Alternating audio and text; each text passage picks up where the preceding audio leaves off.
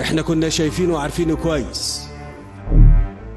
احنا مستعدين قوي لده، لان ده امر ما يرضيش ربنا. ده امر ما يرضيش ربنا، واللي ما يرضيش ربنا احنا هنبقى موجودين معاه، بندعمه بنأيده. الحمد لله.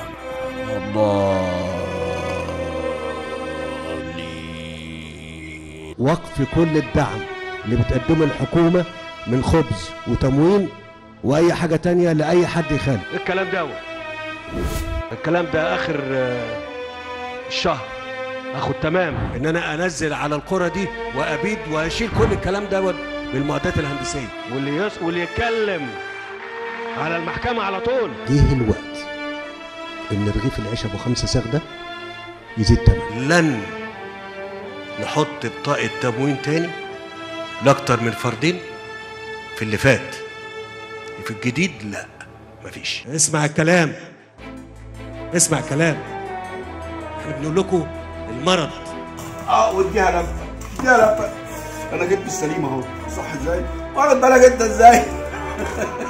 يقول لك انا غلبان مش قادر، صحيح، وانا كمان غلبان مش قادر. وانا مش قادر اديله على كل حاجه. انا لو اقدر اديك هديك من عيني، بس انا مش قادر. هتاكلوا مصر يعني؟ تصبروا وتتحملوا، تصبروا وتتحملوا، مفيش غير كده. محدش هيقدر يقول لكم الكلام ده غيري انا.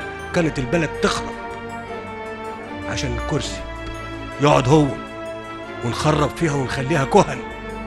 ونخليها ايه يا دكتور مصطفى؟ كهن، بلد كهن. بقى انت برضو قاعد في اوضه تقوم تجيب 4.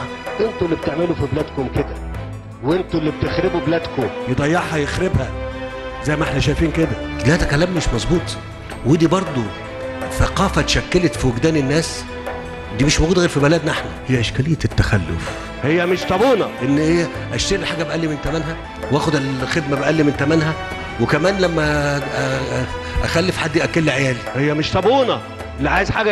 لا لا لا انا بتكلم في ايه؟ انا مش عايز انا اللي يعمل قلق اطلع عينكم. احنا النهارده هنقطع مصر ولا ايه؟